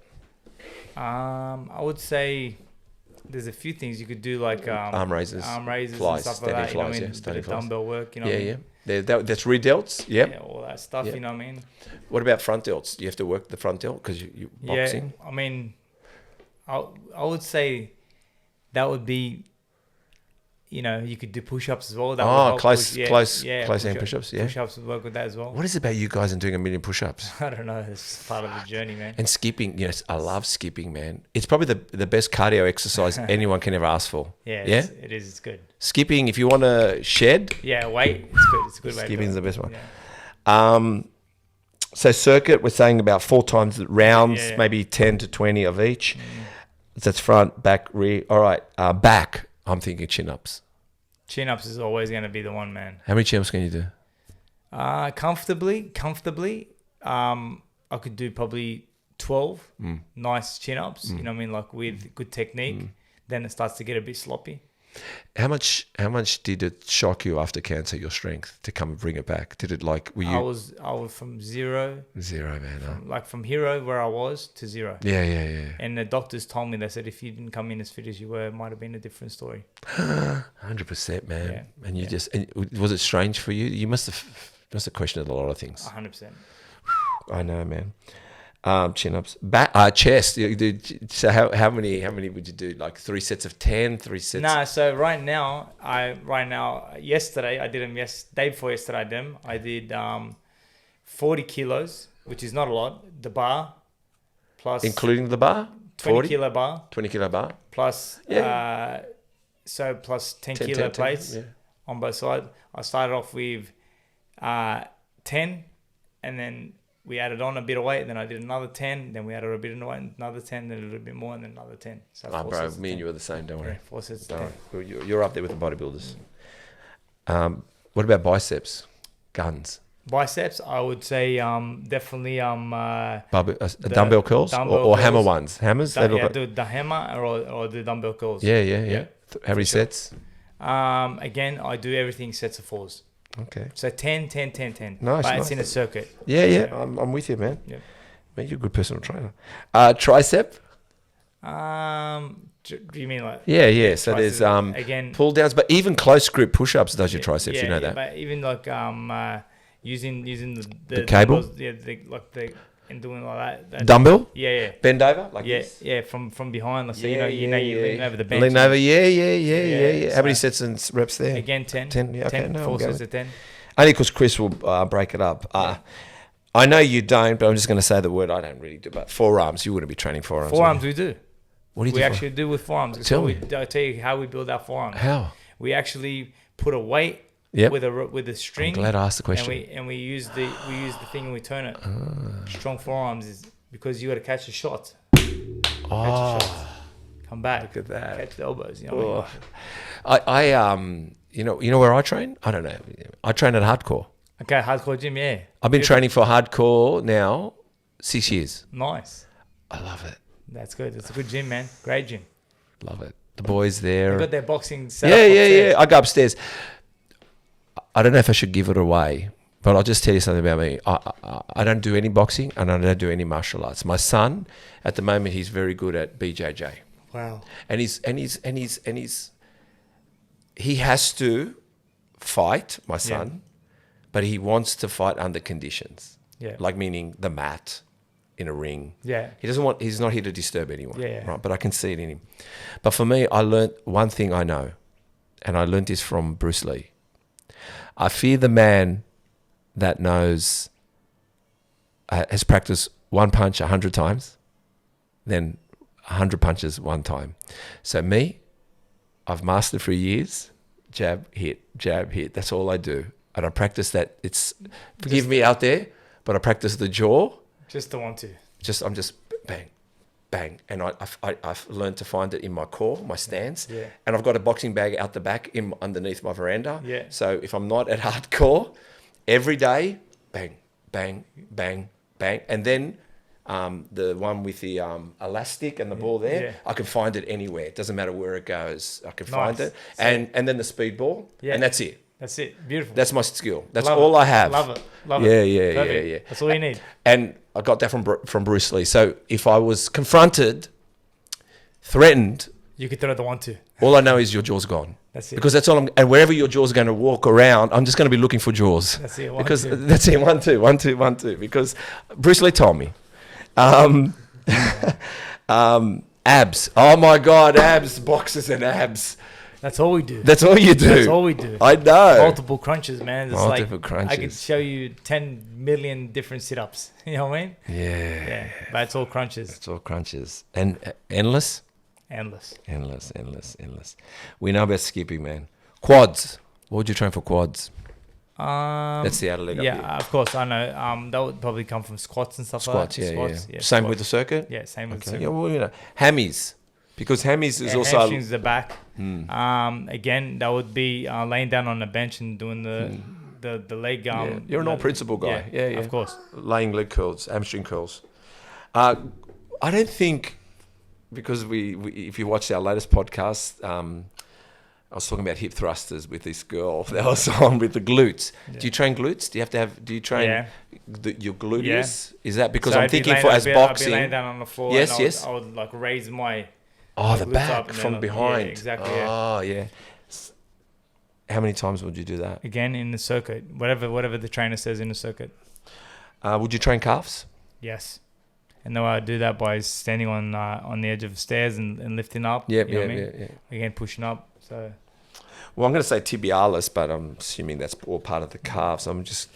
So, Billy, it's time for you to promote yourself, man. Tell us everything, where we can find you. Let's go recap on book, t-shirt, website, socials, and when's the Cambosis fight?